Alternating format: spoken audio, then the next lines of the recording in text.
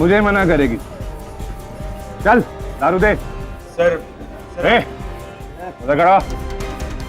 हाँ तू बोल, दारू देगी कि नहीं देगी? सर ड्रिंक्स खत्म हो चुकी हैं सर। बोल, देगी कि नहीं देगी?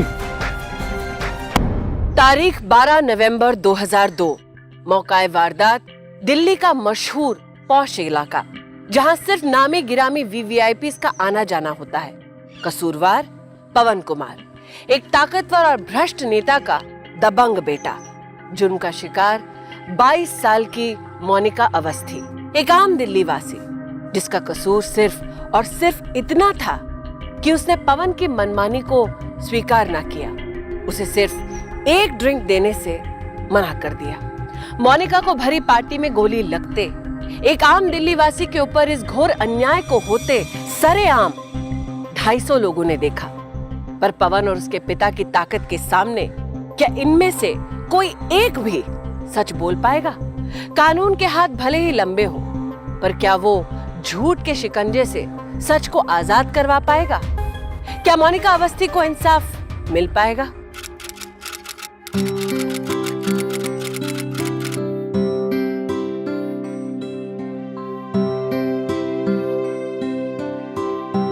Wow, Dee, you're looking gorgeous, like always.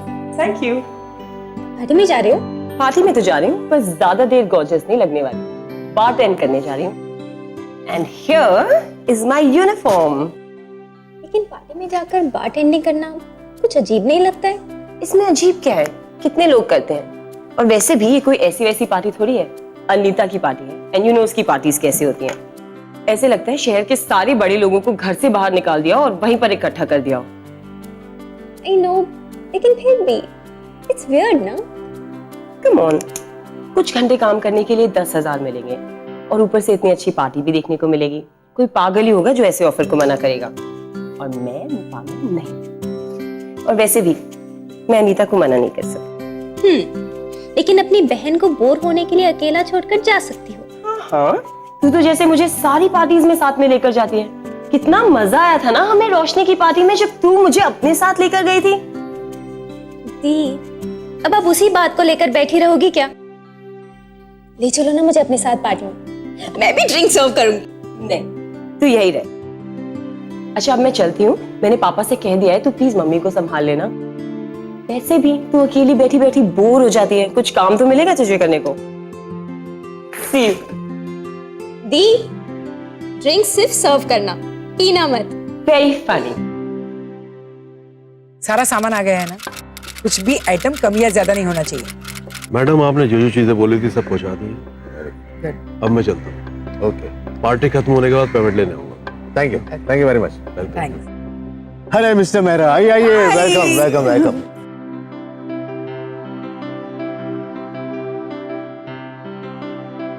Mom, all set. Good, सब कुछ चेक कर लिया ना? हाँ, पर पुलिस की परमिशन के बारे में क्या करेंगे? उसका तुम टेंशन मत लो, ठीक है? Okay, as you wish. तुम्हारे होते कोई चिंता नहीं होगी।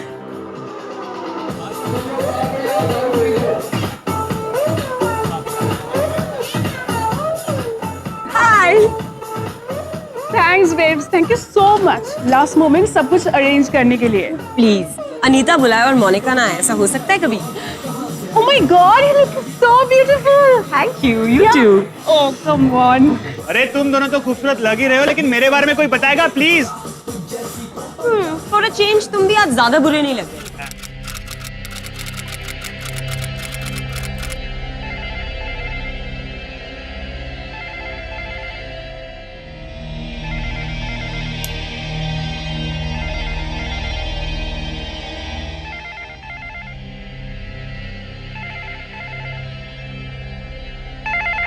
का ही फोन हो, आज फिर लेट आएगी। मम्मा का गुस्सा मुझे ही संभालना पड़ता। हाँ दी। हेलो रचना।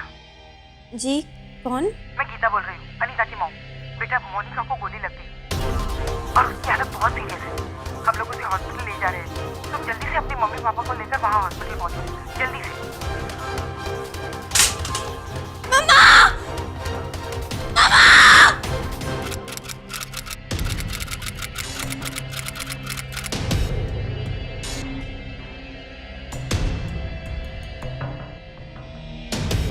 अनीता आंटी।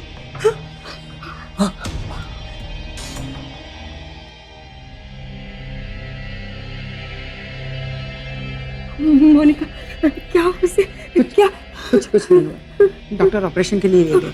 ऑपरेशन? मधु संभालो अपने आप को, उसे कुछ नहीं होगा, मोनिका को कुछ नहीं होगा, संभाल।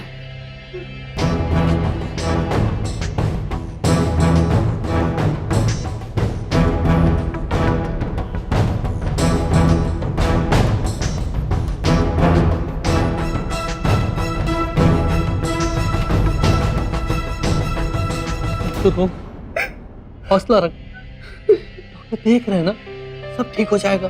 ऐसे कैसे किसने गोली चला दी? आप लोग थे ना वहां पे, आप लोग ने कुछ किया क्यों नहीं? बोलिए, कुछ तो बोलिए। आंखें बंद कर भी मैं उसे पहचान लूंगा। मेरी आंखों के सामने उसने मोनिका पे गोली चला दी सर। उसने बेज कलर की जैकेट और डार्क शर्ट पहना हुआ था, पूरी तरह से नशे में चूर था सर।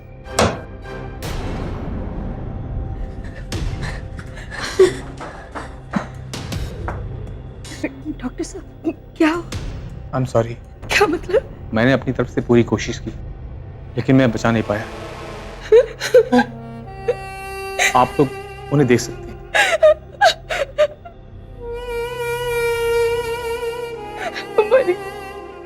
मर गया।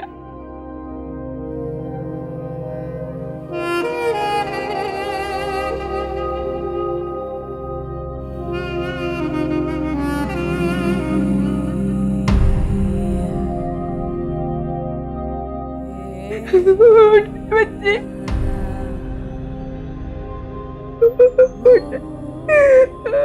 बॉडी को पोस्टमार्टम के लिए ले जाना है। मेरे बच्चे, अम्मा।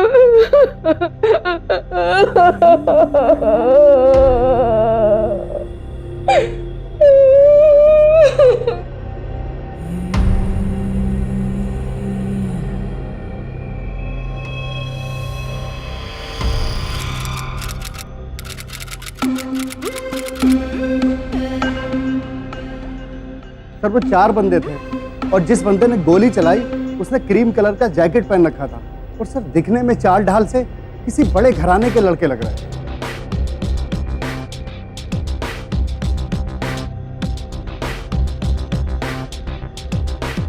मैंने सारी इंफॉर्मेशन आगे भेज दी है और जैसे ही लैब की रिपोर्ट आती है मैं आपको इन्फॉर्म कर दूंगा। ठीक है तुम। Okay, thank you.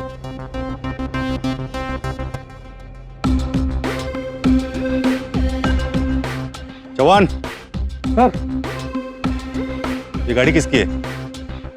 सर पता नहीं, सभी लोग अपनी अपनी गाड़ी लेके जा चुके हैं सर। मैनेजर को पूछा था? पूछा सर, उसको कुछ नहीं पता। हो सकता उनकी हो, हड़बड़ी में भूल गए। जवान सर। चाबी वाले को बुलवाओ, इसका लॉक खुलवाओ। जी सर। अरे कुछ मिला क्या? सर देख रहा हूँ सर।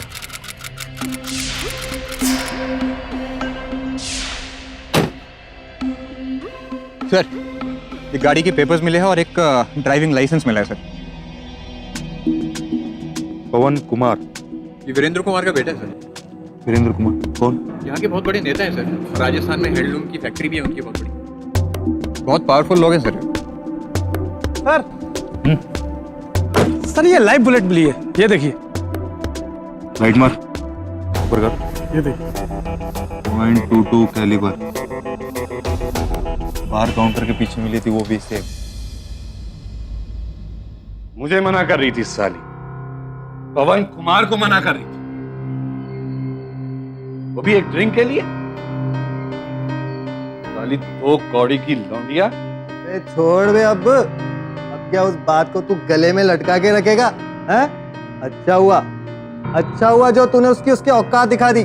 लेकिन वो 2 गोली थी, 2। अब यार वो वेस्ट हो गई यार। सही है भाई, सही है। लेकिन भाई पूरी तरह से वेस्ट नहीं हुई। तू उस क्लब की दीवार पर एक मोहर लगा के आए, मोहर, कि जो भी तुझसे पंगा लेगा ना उसकी तो यार तुम लोग पागल हो गए क्या? वो साली मर गई तो? मर जाने दे, तुझे क्या लेने देना, तुम बैठ। और भाई जो बारटेंडर शराब सर्व नहीं कर सकता है ना, उसका तो मर जाना ही ठीक है। बेकार है उसकी लाइफ। अबे तू क्यों नहीं हंस रहा है? अरे यार तुम हंसो मत यार, बहुत बड़ी गलती हो गई यार। वहां से जल्दी निकलने के चक्कर में हम सब मेरी गाड़ी में आ गए और इसकी गाड़ी वहीं रह गई। अब हम नहीं बचेंगे यार। मेरा बाप नेता, इसका बाप तो उससे भी बड़ा नेता। हमें तो कोई टच भी नहीं कर पाएगा। तेरा क्या होगा कालिया? कालिया? यकीन नहीं होता ना, पर यही घिनौना सच है।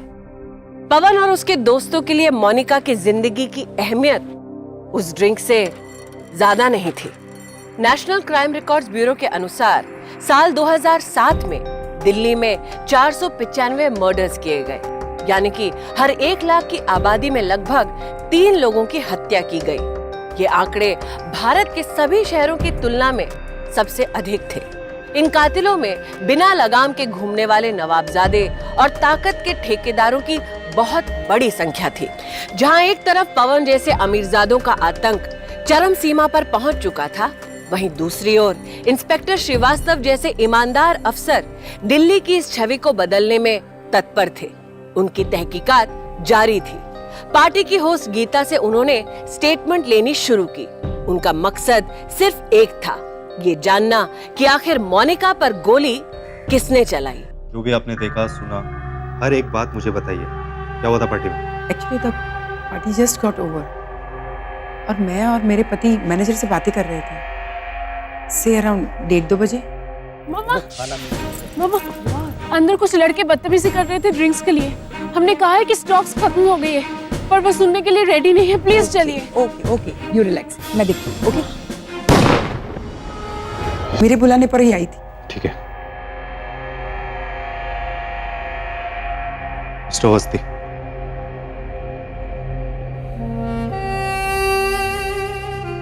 मोनिका के कातिल बच नहीं सकते। कुछ फॉर्मेलिटीज है, उसमें आप कोऑपरेट कीजिएगा।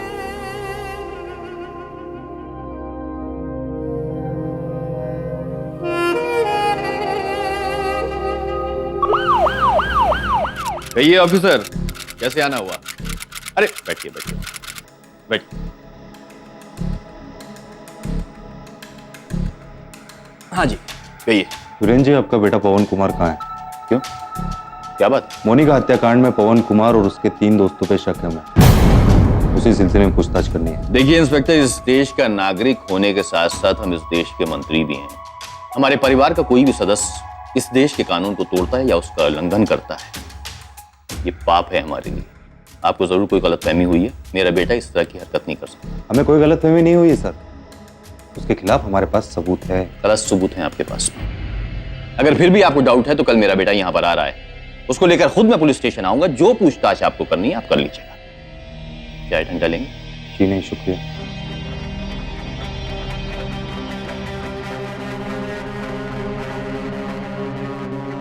बलदेव को फोन लगाओ।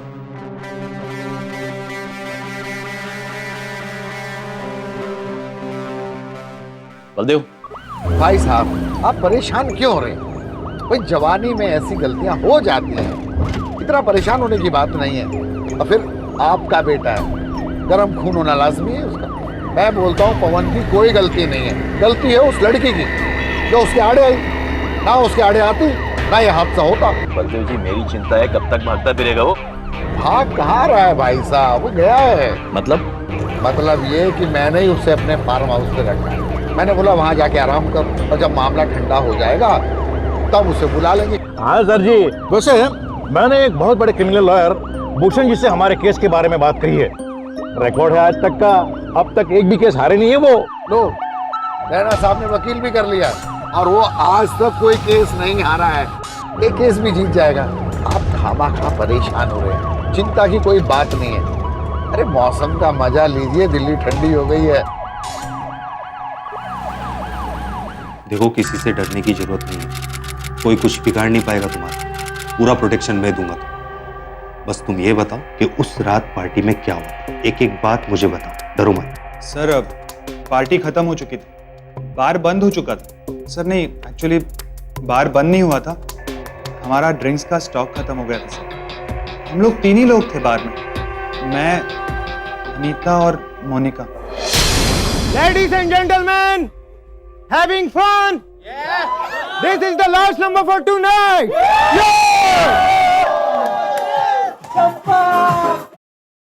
ये पार्टी खत्म होने के बाद अपनी पार्टी शुरू।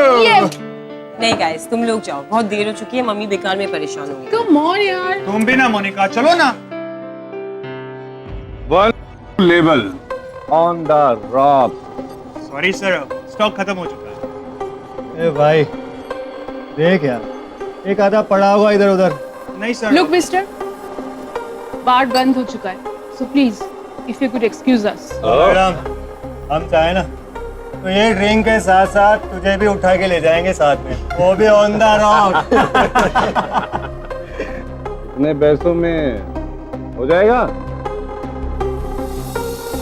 मैंने कहा ना, बार बंद हो चुका है। हाँ? अच्छा हुआ चली गई।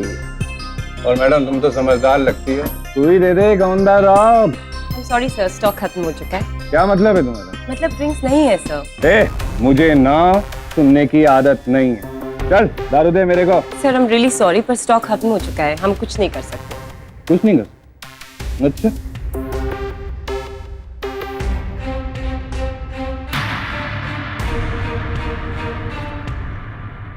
अब समझ में आएगा।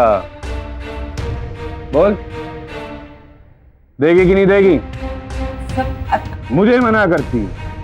मेरे फोन पर ना इस क्लब के साथ साथ तेरे भी रेट लग जाएंगे, समझे?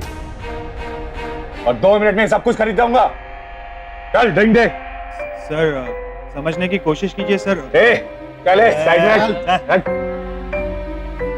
तू बोल, दारू देगी कि नहीं देगी बता। सर अगर ड्रिंक्स होती तो मैं आपको जरूर सर्व करती सर, पर there's nothing here सर। मैं तुझसे पूछ रहा हूँ, देगी कि नहीं देगी? इस पे साइन करो। अभी जो यहाँ बयान दिया वही कोर्ट में जज के सामने भी देना होगा। समझ रहे हो ना तुम बात को? ये सारी बातें वहाँ बोलनी होगी। जी सर। गुड। इस घटना के बाद पुलिस को कैफे के बाहर एक लावारिस एसयूवी खड़ी हुई मिली। पुलिस को शक है कि इस एसयूवी का मोनिका के हथियारों से गहरा संबंध है। इस बारे में पुलिस हमें कोई भी जानकारी देने से साफ इनकार कर रही है। रचना जी, मैं इस बात को कहाँ इनकार कर रहा हूँ कि उस वक्त पार्टी में 250 से ज्यादा लोग थे। इस बात से मैं सहमत हूँ, पर मैं और आप मिलके क्या करें जब सबके सब यही बयान दे रहे हैं कि पार्टी खत्म होने से पहले वो लोग घर जा चुके थे। पर ऐसा कैसे हो सकता है? झूठ बोल रहे हैं वो लोग। देखिए रचना जी, उन्हें किसी मामूली आदमी के खिलाफ गवाही नहीं देनी है। उनको पता है कि वो लड़के किस परिवार से बिलोंग करते हैं, और वो लोग चुप नहीं बैठे होंगे। वो लोग अपनी पावर का बखूबी इस्तेमाल कर रहे होंगे। तो हम क्या ऐसे ही बैठे रहेंगे?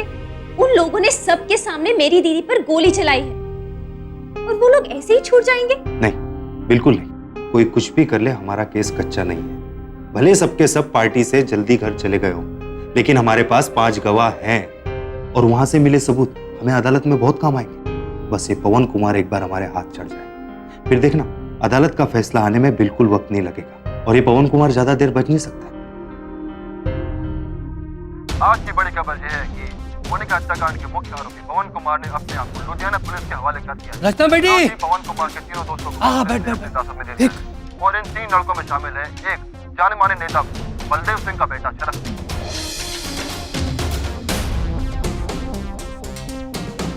क्या कहती हो भारती, इस केस को कवर करोगी? कुछ भी तो नहीं है सर इस केस में, ओपन एंड शट केस है। सभी जानते हैं कि इस केस का क्या फैसला होने वाला है, और इन लड़कों के बचने का कोई चांस नहीं है। कुछ इंटरेस्टिंग होगा तो कवर करूंगी। ओके सर, चलती। दिल्ली पुलिस द्वारा मोनिका हत्याकांड का केस ट्रायल कोर्ट में पेश किया गया है, जिसका प्रथम चरण आज शुरू होने जा रहा है। जैसा कि आप देख सकते हैं, बलदेव सिंह और वीरेंद्र सिंह अभी अभी अपने वकील भूषण जी के साथ यहाँ पहुँचे हैं और कोर्ट जा रहे हैं। आइए जानते हैं कुछ उनसे सवाल। सर आप इसके बारे में क्या कहना चाहेंगे? मंत्री जी आप सर आपको जवाब देना होगा सर प्लीज बताइए सर। अदालत की कार्रवाई शुरू की यही वो चारों थे जो ड्रिंक्स के लिए बदतमीजी कर रहे थे। मैं मम्मी को बुलाने गई और तभी अचानक पीछे से गोली चलने की आवाज आई। मैं दौड़कर गई तो मैंने देखा कि मोनिका जमीन पर गिरी हुई थी। अगली विटनेस को बुलाया जाए। मिलॉर्ड, जैसे मैं अंदर एंटर हुई मैंने 3 गोलियां चलने की आवाज सुनी और मैं भागकर बार काउंटर की ओर गई और वहां पर मैंने देखा कि मोनिका नीचे गिरी पड़ी है, उसके चेस्ट से खून निकल रहा है और उस वक्त इस लड़के के हाथ में गन थी और ये चारों जा रहे थे। मैंने इन्हें रोकने की कोशिश भी की लेकिन ये धक्का मारकर चले गए। अगली विटनेस को बुलाया जाए।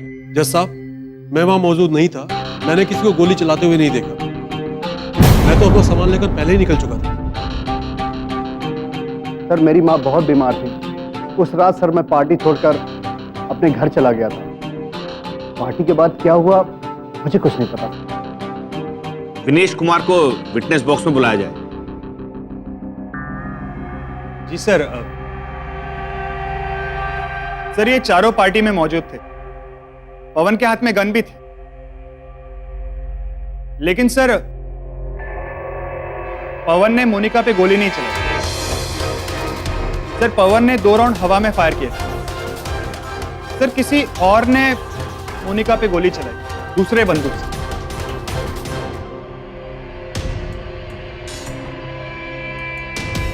विनेश तो क्या, पार्टी में मौजूद कई चश्मदीद गवाह अपनी बात से मुकर गए। वजह पवन और उसके शक्तिशाली बाप वीरेंद्र की धौंस। और अफसोस की बात तो यह है कि न सिर्फ चश्मदीद गवाह मुकरे बल्कि सरकारी फोरेंसिक एक्सपर्ट्स तक सत्ताधारियों के दबाव में आ गए। सच जानने के बावजूद भरी अदालत में उन्होंने सफेद झूठ बोला। सर जो गोलियां हवा में चली थी उन दोनों गोलियों के सील्स एक ही गन के थे, लेकिन सर जिस गोली से मोनिका की हत्या हुई है वो गोली किसी दूसरी गन से चलाई गई थी। जज साहब, एसयूवी से हमें एक जिंदा कारतूस मिला तो था, लेकिन उसका इस मर्डर से कोई कनेक्शन नहीं।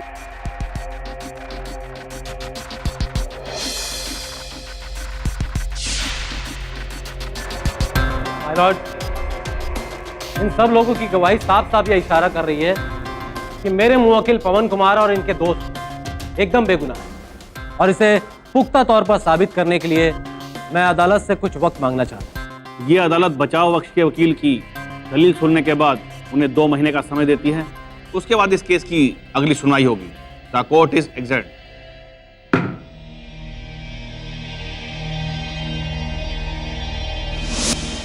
फोरेंसिक एक्सपर्ट्स के बयान से मोनिका हत्याकांड केस का रुख ही बदल गया।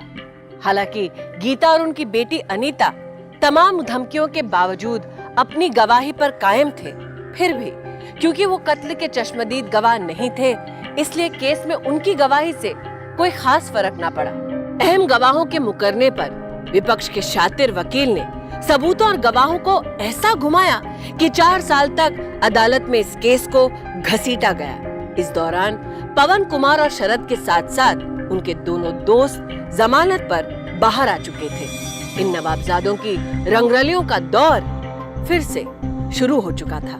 आखिरकार केस की आखिरी तारीख मुकर्रर की गई। देश की मीडिया के साथ साथ अंतर्राष्ट्रीय मीडिया में भी इस केस के चर्चे हुए। दुनिया भर की नजर इस केस पर थी। सब जानना चाहते थे कि क्या एक आम दिल्ली वासी की जीत हो पाएगी या फिर क्या सत्ता की ताकत के सामने इंसाफ घुटने टेक देगा।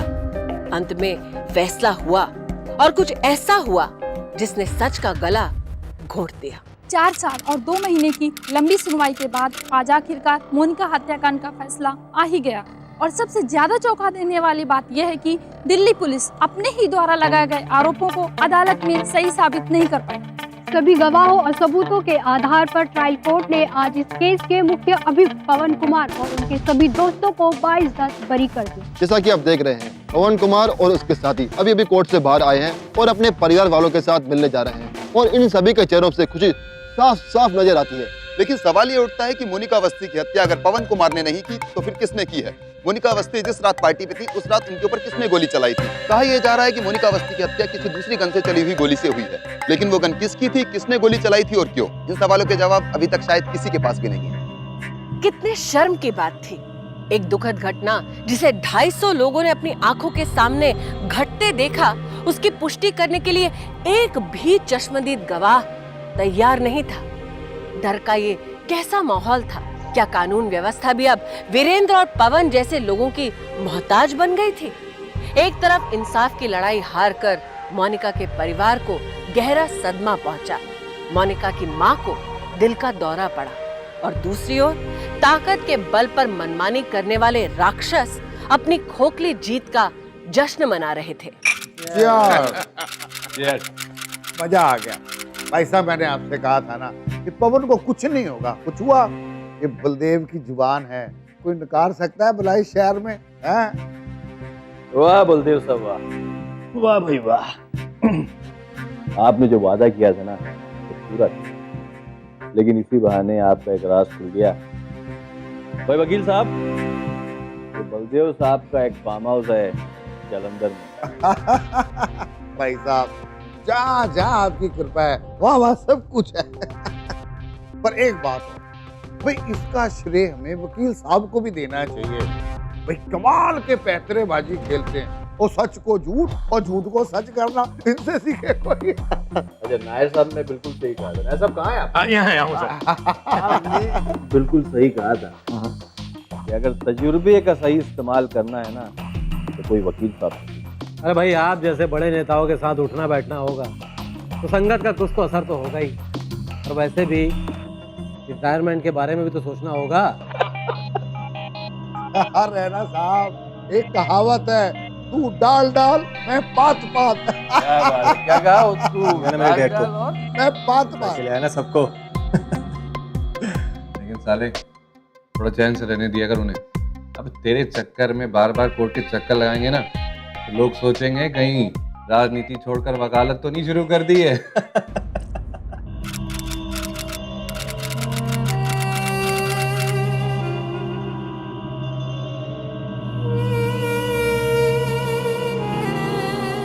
क्या हो बेटी, क्या सोच रही हो? 250 लोग थे उस पार्टी में, फिर भी किसी ने कुछ नहीं देखा। ऐसा कैसे हो सकता है पापा? क्या किसी को कोई फर्क नहीं पड़ता कि कोई जिए या मरे? बेटी आओ, आओ बैठो। बेटी एक बात कहूं, जो भी कुछ हुआ है उसे भूल जाना ही समझदारी है। ये आप क्या कह रहे हैं पापा? मैं ठीक कह रहा हूं। अपनी माँ की हालत देख, वो अब तक उस सदमे से बाहर नहीं आई है, अंदर से टूट चुकी है। और वो क्या, हम सब टूट चुके हैं। बेटी इस वक्त माँ का ख्याल रखना ही ज्यादा जरूरी है। माँ का ख्याल मैं रखूंगी पापा, लेकिन उन लोगों को भी इतनी आसानी से जाने नहीं दूंगी। मैं पता करके ही रहूंगी कि आखिर उस रात क्या हुआ था। रचना जी, पुलिस इसमें क्या कर सकती? हम लोगों ने सोच समझ के केस दाखिल किया।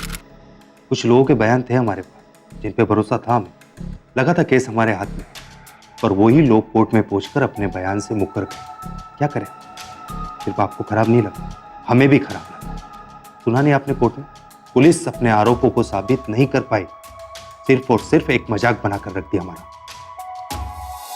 मेरी माँ को उन लोगों ने अपने कब्जे में ले लिया था।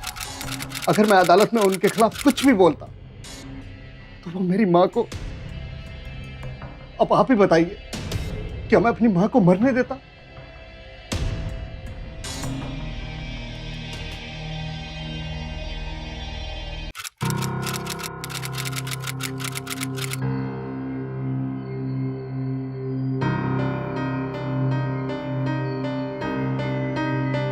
जो कुछ भी हो गया उसे भूल जाओ रचना। तुम जो भी कर रहे हो उससे तुम्हें कुछ नहीं मिलेगा। समझने की कोशिश करो रचना, वो लोग पावरफुल लोग हैं, तुम कुछ नहीं बिगाड़ पाओगे उनको। तो पहले से ये सब करके तुम्हारे माँ बाप बहुत परेशान है, और कितनी तकलीफ दोगी तुम उन्हें। मेरी बात मानो, भूल जाओ। Thank you Vinesh, thank you very much for your advice. अब मेरी भी बात गौर से सुन लेना। अगर तुम्हारे घर में कोई माँ या बहन तो जाकर उनसे कह देना कि आज के बाद वो तुम्हारे साथ घर के बाहर कभी ना निकले, क्योंकि भगवान ना करे अगर उनके साथ कुछ बुरा हुआ तो वो लोग खामखा ये सोचकर बैठी रहेगी कि तुम कुछ करोगे, लेकिन उन्हें ये नहीं पता कि तुम में उतनी हिम्मत है ही नहीं कि तुम कुछ कर पाओ। तुम तब भी अपना मुंह छुपाकर वहां से भाग जाओ। जाकर बता देना।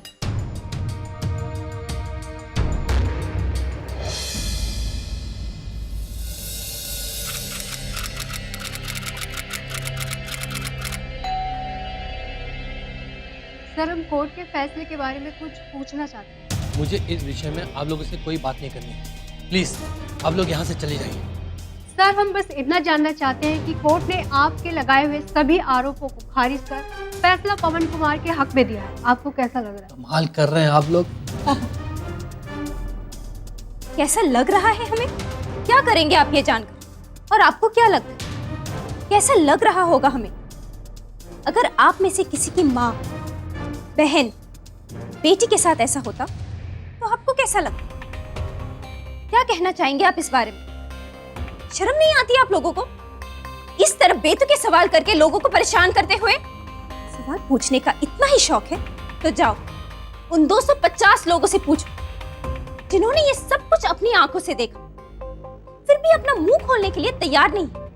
अगर सवाल पूछना ही है तो जाइए उन गवाहों से पूछिए जिनके भरोसे पर हम ये केस लड़ रहे थे कि आखिर क्यों उन्होंने कोर्ट में अपना बयान बदल दिए। जाइए पूछिए। अगर आप नहीं पूछ सकते ठीक,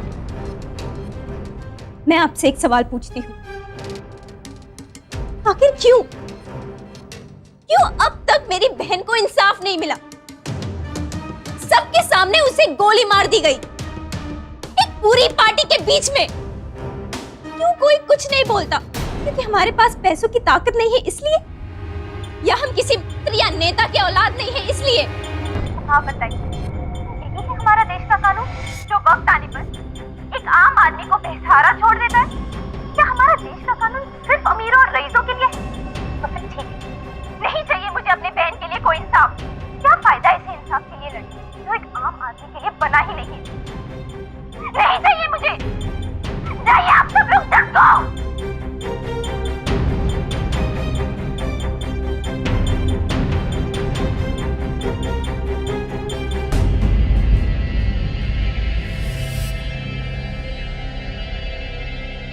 इंसाफ तो मिलेगा चाहे कुछ भी हो जाए।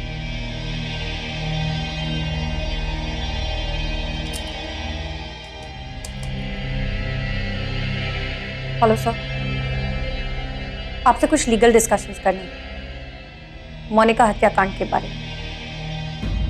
Thank you sir. ये सभी लोग यहाँ पर इकट्ठा हुए हैं मोनिका को इंसाफ दिलाने के लिए। ये आवाज ऊंची से ऊंची बढ़ेगी, ये चिंगारी और भड़केगी। हमें जल्द से जल्द मोनिका को इंसाफ दिलाना है। अब ये क्या नया है सर जी? भाई साहब, ये टीआरपी बढ़ाने का चक्कर है। और ये चैनल वाले किसी के भी घर में घुस जाते हैं कैमरे ले लेके। अब कुछ नहीं मिला तो लगे गड़े मुर्दे उखाड़ने के लिए।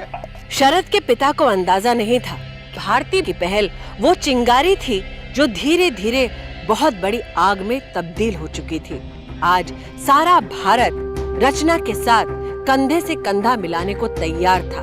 मोनिका के लिए इंसाफ अब सिर्फ रचना को नहीं पूरे देश को चाहिए था। रचना की गुहार घर घर पहुंचाने का श्रेय जाता है भारत की मीडिया को। मीडिया ने जो मुहिम शुरू की, धीरे धीरे उसमें पूरा देश SMS, ईमेल्स और फोन्स के जरिए शामिल हो गया।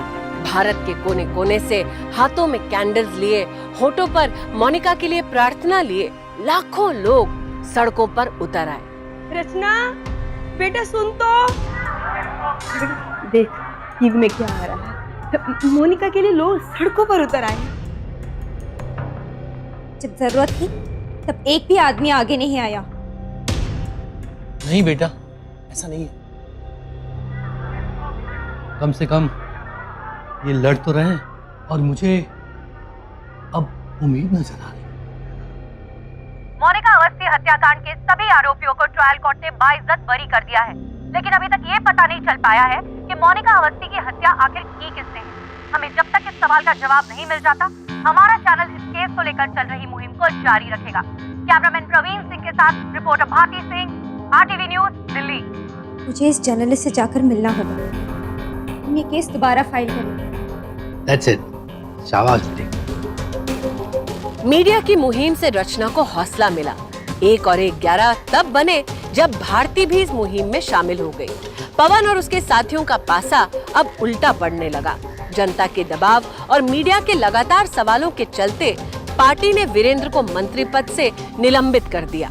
पुलिस ने ताजा जांच पड़ताल के नतीजे को हाई कोर्ट में पेश किया और 24 फरवरी 2006 को मोनिका हत्याकांड केस की सुनवाई फिर से फास्ट ट्रैक कोर्ट में शुरू हुई। योर ऑनर, इस बार फॉरेंसिक रिपोर्ट की दोबारा जांच करने से ये पता चला है कि मिस्टर राय की ये तीनों गोलियां एक ही गन से फायर की गई थी। क्यों मिस्टर राय, इसके बारे में आप कुछ कहना चाहेंगे? लेकिन आपकी रिपोर्ट में ये बात सामने क्यों नहीं आई? आपसे कोई गलती हुई थी या जानबूझकर आपने गलती की थी? योर ऑनर, इसका मतलब प्राइम विटनेस विनेश की गवाही भी झूठी थी और फॉरेंसिक रिपोर्ट के मुताबिक हवाई में चलाने वाली 2 गोलियां और मोनिका की जान लेने वाली वो तीसरी गोली एक ही गन से चलाई गई थी और वो गन थी मिस्टर पवन कुमार।